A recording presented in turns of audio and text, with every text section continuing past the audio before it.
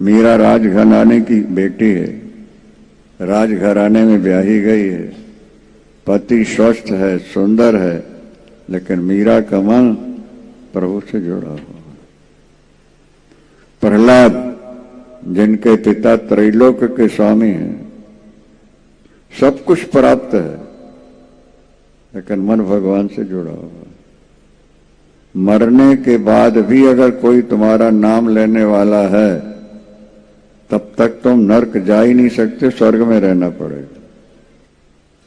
महाभारत में शरीर छोड़ने के बाद भी अगर तुम्हारा यश गाने वाले कोई हैं संसार में, तो तुम स्वर्ग में ही निवास करोगे, यम के दूत तुम्हें नरक ले नहीं जा सकते।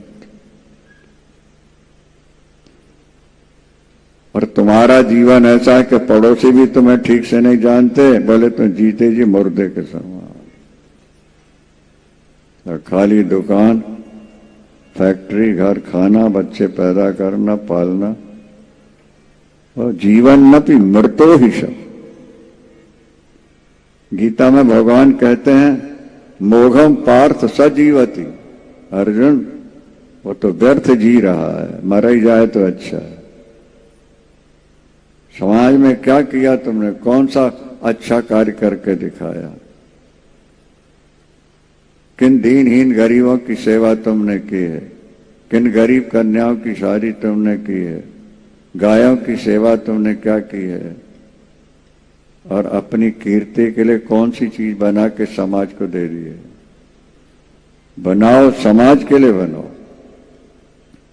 अपने बेटे पोतों के लिए कोठियां तो बना सकते हो, पर इस तरह की कोई चीजें बनाओ।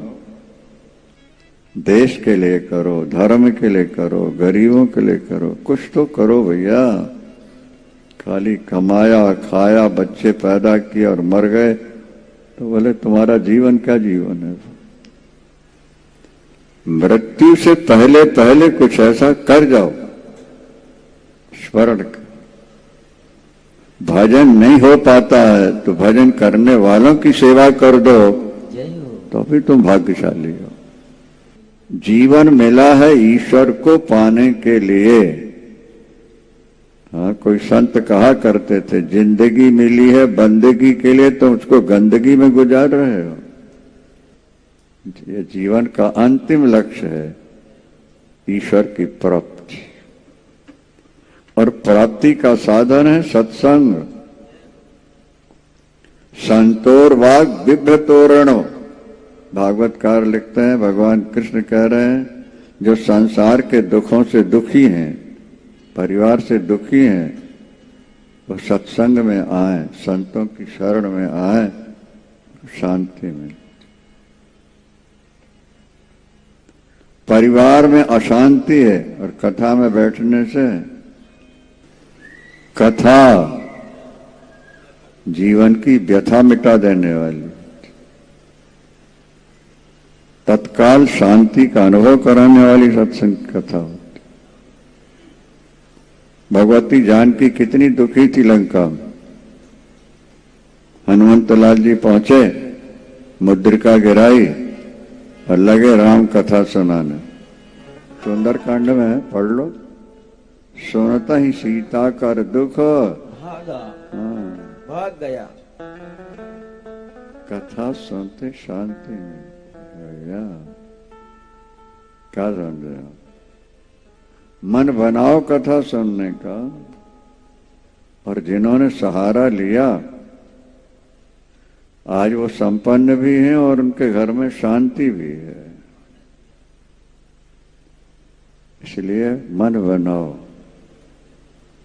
माता कुंती ने तो यहां तक कह दिया, प्रभु मेरे जीवन में सदा दुख आते रहे। क्यों? बोले दो ही प्रकार से आपका भजन होता है, या तो प्रेमा भक्ति मिल जाए या जीवन में विपत्ति आ जाए।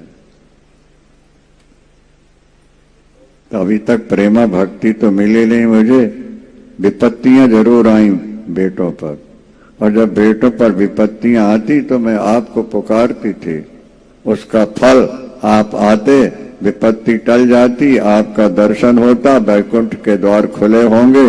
बार बार विपत्ति आए मैं पुकारती रहूं, आप आते रहो, विपत्ति भी टलेगी और मेरा वैकुंठ का रास्ता भी साफ बना रहे। विपदा संतु न शश्वत, निरंतर कोई न कोई विपत्ति मेरे जीवन में आती रहे। नहीं बुआ, भजन के लिए विपत्ति मांग रही हो, अब विपत्ति नहीं दे, फिर प्रेमा भक्ति दे दो, ये दे दी। आज के बाद आपका मन परिवार की ओर नहीं जाएगा, आसक्ति नहीं रहेगी, अब केवल मेरा ही चिंतन। ओह धन्य धन्य, करते करते